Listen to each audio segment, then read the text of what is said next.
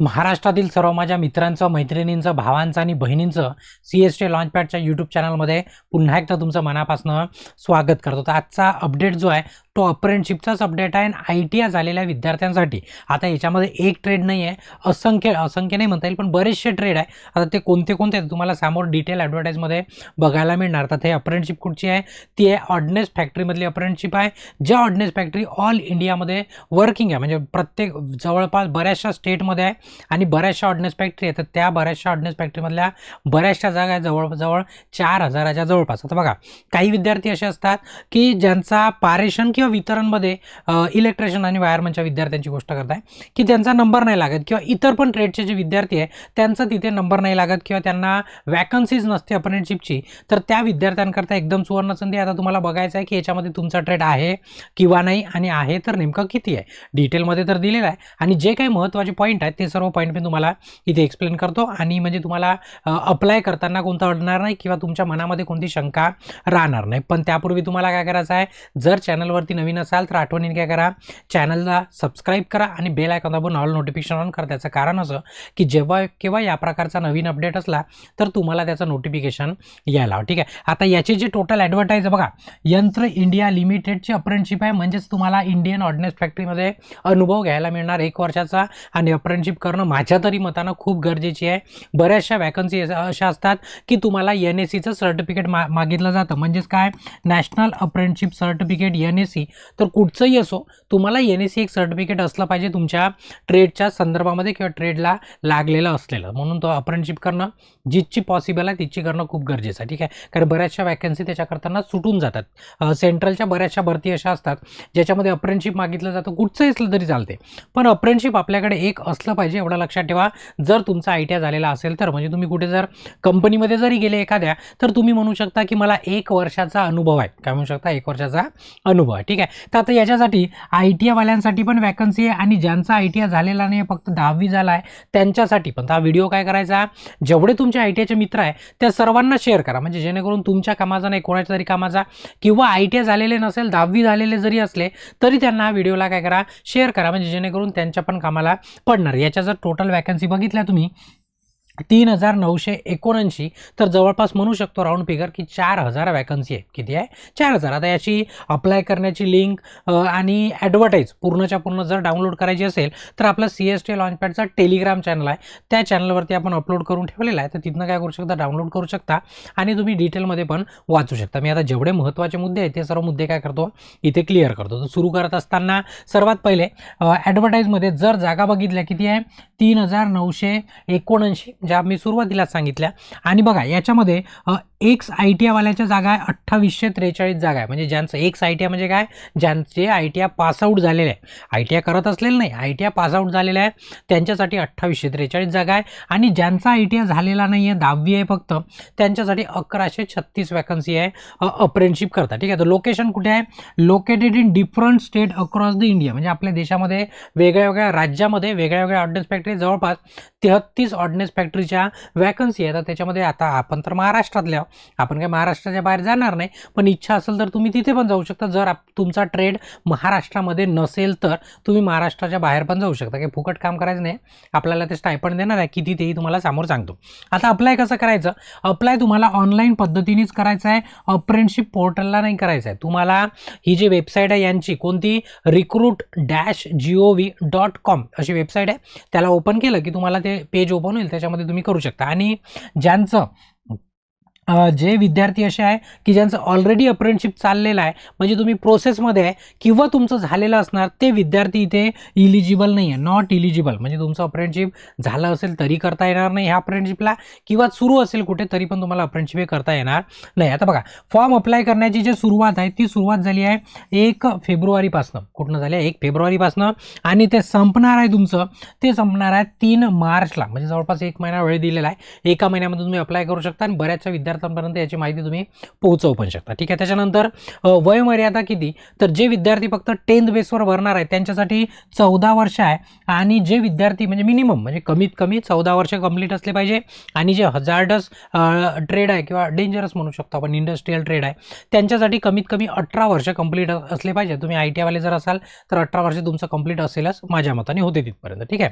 त्याच्यानंतर upper age limit जर बघितलं ऑल कॅटेगरीसाठी 35 इयर आहे. म्हणजे कोणती कॅटेगरी असो 35 वर्षापर्यंत तुम्ही काय करू शकता, फॉर्म भरू शकता. आता बघा मधातले सेंटेन्स सोडले कारण एवढं वाचलं 2 तास लागणार आपल्याला, जेवढं गरजेचं आहे तेवढं तुमच्याशी मी शेअर करतो. ठीक आहे. त्याच्यानंतर क्वालिफिकेशन काय लागणार, तुम्ही सुरुवातीला सांगितलं जर तुम्ही नॉन ITI वाले असाल म्हणजे तुमचा ITI झालेला नसेल तर फक्त आणि फक्त तुम्हाला 10वी झालेलं असलं पाहिजे. काय झालेलं असलं पाहिजे, 10वी झालेलं असलं पाहिजे.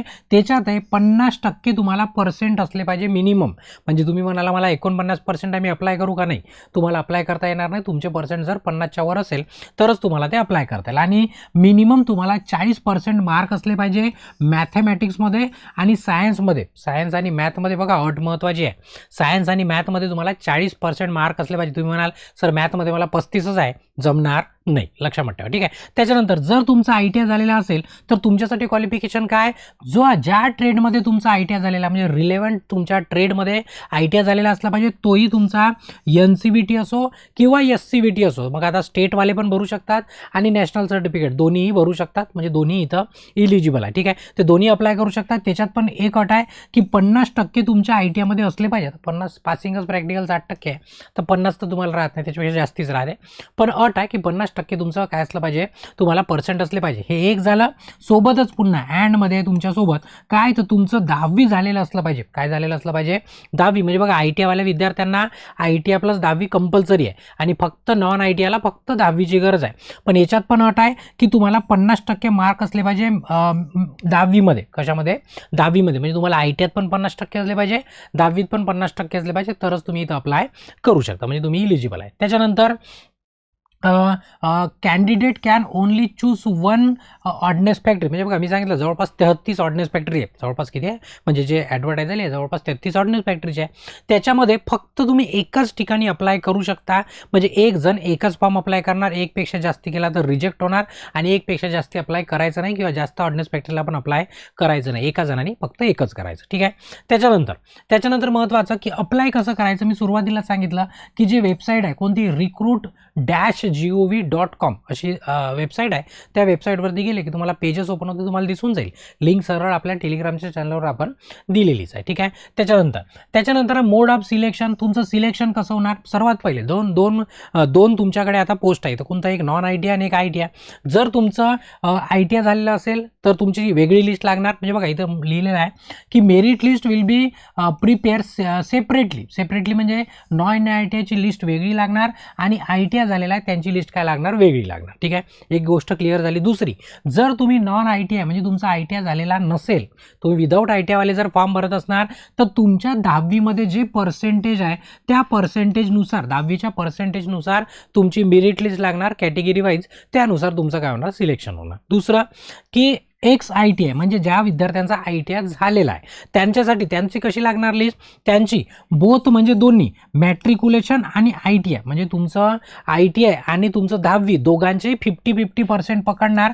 दोघांचे 50% प्लस 50%चं कॅल्क्युलेशन करून जे तुमचे पर्सेंटेज बनणार त्या पर्सेंटेजनुसार तुमची काय लागणार, मेरिट लिस्ट. म्हणजे जर तुमचा ITI झालेला असेल तुमच्या 10वीचे अर्धे पर्सेंट आणि ITIचे अर्धे पर्सेंट असं करून काय केलं जाईल, तुमचं मेरिट लिस्ट लावलं जाईल. ते कॅटेगरी वाईज. ठीक आहे. त्याच्यानंतर स्टायपंड किती मिळणार, आता फ्रीमध्ये तुम्हाला ट्रेनिंग नाही, बघा ट्रेनिंग देत आहे त्याची तुम्हाला स्टायपंड देतात. ठीक आहे. काय, जर तुमचं नॉन ITI वाले तुम्ही विद्यार्थी असाल तर तुमच्यासाठी 8,200 रुपये तुम्हाला मंथली पे करणार. ठीक आहे. आणि जर तुमचं ITI झालेलं असेल, ITI पास कॅन्डिडेट, त्यांना 9,600. पहिले कमी होतं, आता नवीन GR नुसार नवीन याच्यानुसार ते वाढवलं गेलं आत्ताच 2025 मध्ये. ठीक आहे. तर 9,000 किती झालं, 600 झालं. ते कोणाला मिळणार स्टायपंड, ज्या विद्यार्थ्यांचा ITI झाला आहे त्यांना. नाही झालं त्यांना 8,200. ठीक आहे. त्याच्यानंतर पेमेंट. आता बघा जर जनरली काय होतं की अप्रेंटिसशिपला अप्लाय करत असताना फ्रीमध्ये असतं, पण इथे तुम्हाला फीज पे करायची आहे. फीज काय करायची आहे, पे करायची आहे. म्हणजे जास्त कचरा व्हायला नको म्हणून त्यांनी फीज ठेवली आहे. ठीक आहे. फीज किती आहे, जर तुम्ही अनरिझर्व किंवा OBC कॅन्डिडेट असाल म्हणजे ओपन किंवा OBC मध्ये येत असाल तर तुमची फीज आहे 200 रुपये प्लस GST वेगळा. कोणतंही ऑनलाईन काम असलं की त्याला GST लागतंच, GST वेगळी, म्हणजे तुम्हाला 200 रुपये फीज आहे. आणि जर तुम्ही SC ST वुमन, आता बघा वुमन कोणत्या, म्हणजे वुमन जेवढ्या माझ्या बहिणी आहे त्या बहिणी कोणत्याही कॅटेगरीच्या असो, ओपनच्या असो, OBCच्या असो, कोणत्याही असो, त्यांना फी किती राहील, 100 रुपये राहील प्लस GST. मग याच्यामध्ये PWD पण आले, अदर ट्रान्सजेंडर आहे ते पण आले, सर्वजण याच्यामध्ये आले. म्हणजे OBC आणि ओपनसाठी फक्त 200 आहे आणि इतर सर्वांसाठी किती आहे, 100 आहे. ऑटोमॅटिकली तुम्हाला सिलेक्ट करायची पण गरज नाही. समजलं? हे झालं पेमेंट. पेमेंट म्हणजे तुम्हाला अप्लिकेशन फी तिथे भरावं लागेल, ऑनलाईन स्वरूपामध्ये तुम्ही भरू शकता. बरेचसे तिथे ऑप्शन दिलेले आहे. समजा तुमचं काही अडलं तर मला फोन करण्यापेक्षा, म्हणजे करू शकता तसं काही नाही, पण होते तिथपर्यंत बऱ्याच प्रश्नाची उत्तर आमच्याकडे नसतात ऑफिशियली. तर तुम्ही काय करू शकता, हा ऑफिशियल तुम्हाला हेल्पलाईन नंबर दिलेला आहे, 10 ते 5च्या दरम्यान काय करायचा, कॉल करून तुम्ही आपले प्रश्न विचारू शकता. फक्त बोलताना हिंदी बोलण्याचा प्रयत्न करा. मराठी मिळाला तर खूपच चांगलं, नाही मिळालं तर तुम्ही विचारू शकता. ही काय होती टोटल, म्हणजे महत्त्वाचे तुम्हाला पॉईंट मी क्लिअर करून दिले ते ॲडव्हर्टाईजमधले. आता याच्यामध्ये काय केलं आहे की बऱ्याचशा 33 ऑर्डनेस फॅक्टरी आहे, तर त्या 33 मधल्या मी आपल्या जवळपास 9 ऑर्डनेस फॅक्टरी आपल्या महाराष्ट्रातल्या, मी फक्त इथे तुम्हाला महाराष्ट्रातल्या दाखवल्या. तुम्ही PDF डाउनलोड करून सर्व स्टेटच्या बघू शकता. सर्व स्टेटच्या याच्यात काय काय दिलेलं आहे, तुमचं स्टेट कोणतं आहे, त्याच्यानंतर फॅक्टरी कोणती आहे. जसं आता बघा हे अंबाझरी नागपूरची आहे आणि हे पुणेची आहे. ठीक आहे, वेगवेगळे मी वेगवेगळ्या पेजवर आहे. त्याच्यामध्ये बघा तुम्हाला जर म्हणजे काय बघायचं आहे तेवढं फक्त मी महत्त्वाचं सांगतो. तुम्हाला ट्रेड शोधायचं आहे, जर तुमचं ITI झालेलं नसेल तर तुम्हाला काय करायचं आहे, नॉन ITI वाले ट्रेड शोधायचे. जर ITI झालेलं नसेल तर, जर तुमचं ITI झालेलं असेल तर तुम्हाला एक्स ITI वाला शोधावं लागेल. आता तुम्ही जर बघाल machinist, Turner, fitter, tool maintenance, electrician, welder, जवळपास सर्वच, मेसन, पेंटर, सर्व बऱ्यापैकी मॅक्स ट्रेड आहे. मॅक्स, आता प्रत्येक ऑर्डनेस फॅक्टरी वेगळे. मग इथं बघून घ्यायचं की आपल्या कॅटेगरीच्या किती जागा आहे आपल्या ट्रेडमध्ये. समजा मी वेल्डरचा आहे आणि मी OBC आहे समजा, तर माझ्या 4 जागा आहे कुठे, नागपूरच्या ऑर्डनेस फॅक्टरीमध्ये. अशा पद्धतीने काय करायचं, सिलेक्ट करायचं कोणतंही एकच, पहिले बघून घ्यायचं कुठं आपल्यासाठी जागा आहे आणि कुठे आपण जाऊ शकतो, कुठे जाण्याचा आपण सक्षम आहे. ठीक आहे, तर पुणेची आहे ऑर्डनेस फॅक्टरी, नागपूरची आहे, त्याच्यानंतर जर बघाल ठाणेमध्ये आहे, त्याच्यानंतर भंडाऱ्यामध्ये आहे. बघा प्रत्येक ठिकाणी वेगळे. आता जिथं नॉन लिहिलेलं आहे ना, नॉन म्हणजे इथं ITI वाले चालणार नाही, इथं बिना ITI वाले, आणि हे आहे सर्व ITI वाले. ठीक आहे, त्याच्यानंतर पुन्हा जर बघितलं भुसावळमधली ऑर्डनेस फॅक्टरी, याच्यामध्ये पण नॉन ITI वाले आहे 3 आणि बाकीचे ITI वाले. ठीक आहे, इलेक्ट्रिशियन, टर्नर, फिटर, जवळपास सर्वच ट्रेड याच्यामध्ये ITIचे जवळपास इन्क्लूड आहे. त्याच्यानंतर ऑर्डनेस फॅक्टरी चंद्रपूर. ठीक आहे, चंद्रपूरमध्ये. त्याच्यानंतर पुण्यामध्ये पुन्हा एक आहे दुसरी ऑर्डनेस फॅक्टरी. ठीक आहे, तर हे झालं जवळपास. पुन्हा एक बाकी आहे. कुठची बाकी आहे, वरणगावची एक आहे आणि एक आहे किरकीची आहे. ठीक आहे, तर अशा वेगवेगळ्या ठिकाणी म्हणजे जवळपास 9 आपल्या ऑर्डनेस फॅक्टरी आहेत. बघून घ्यायचं की कोणत्या ऑर्डनेस फॅक्टरीमध्ये आपला ट्रेड कुठे आहे, आपल्या कॅटेगरीच्या जागा कुठं आहे, तिथंच फक्त अप्लाय करायचं. म्हणजे असं नको व्हायला की माझा ट्रेड फिटर आहे आणि इथं समजा 0 जागा आहे. उदाहरणार्थ जर घेतलं टूल मेंटेनन्स घेतलं आणि मी बघितलं माझी कॅटेगरी SC आणि जागा 0च आहे, तर मला वरणगावमध्ये अप्लाय करण्यात काही अर्थ नाही. माझं विनाकारण पैसे काय झाले, वेस्ट गेले. विनाकारण पैसे पण वेस्ट गेले आणि माझा चान्स पण काय गेला, वेस्ट गेला. म्हणून बरोबर कॅटेगरी वाईज बघून घ्यायचं की आपल्या नेमक्या कुठे जागा आहेत. तर ठीक आहे, ही होती डिटेल ॲडव्हर्टाईज आणि महत्त्वाच्या गोष्टी ज्या तुमच्याशी शेअर केल्या. डिटेल तुम्हाला अजून जे पूर्ण डिटेल PDF आहे ती टेलिग्रामला मिळून जाईल. आणि जर तुम्ही इलेक्ट्रिशियन किंवा वायरमनचे जर विद्यार्थी असाल आणि तुम्ही टेक्निकल स्पर्धा परीक्षेची जर तयारी करत असाल तर आपल्या ॲपवरती, जी आपली ॲप आहे कोणती, CST लॉन्चपॅडची ॲप आहे, त्यावरती आपले क्लासेस चालतात. तर त्या क्लासेसच्या ॲपवरती विद्युत ब्रह्मास्त्र नावाचा एक मास्टर कोर्स आहे, ज्यामध्ये मग पारेषण असो, वितरण असो किंवा कोणतीही असो, इस्रो, भेल, कोणती DRDO, इलेक्ट्रिशियन, वायरमन जिथे इलिजिबल आहे आणि टेक्निकल सब्जेक्ट आहे, तर सर्व टेक्निकल स्पर्धा परीक्षेकरता एक मात्र कोर्स आहे आपला थिअरीचा मास्टर कोर्स, नाव आहे विद्युत ब्रह्मास्त्र.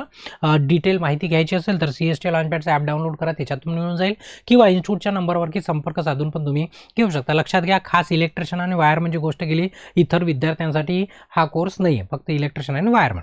आणि जर तुम्हाला वाटलंच बरेचसा कंटेंट आहे म्हणजे तुम्हाला महाराष्ट्रात कुठंच मिळणार नाही, याचा आपला चॅलेंज आहे, आणि जर जॉईन करायचं झालं तर आठवणीने ओपन माइंड गुरुजीचं 10%चं कुपन कोड आहे, ते आठवणीने अप्लाय करायचं, म्हणजे 10% काय होतं तुमचं ऑफ होते. ठीक आहे, ही कोर्सची माहिती होती आणि ही जी माहिती होती कशाची होती, आपल्या अप्रेंटिसशिपची. तर जास्तीत जास्त विद्यार्थ्यांना शेअर करा आणि जर व्हिडिओ आवडला असेल तर आठवणीने व्हिडिओला काय करा, लाईक करा. अजूनपर्यंत जर चॅनलला सबस्क्राईब नसेल केला तर आठवणीने काय करा, चॅनलला सबस्क्राईब करा. तिथे या सेशनला थांबवतो आणि ब्रेक घेतो. धन्यवाद.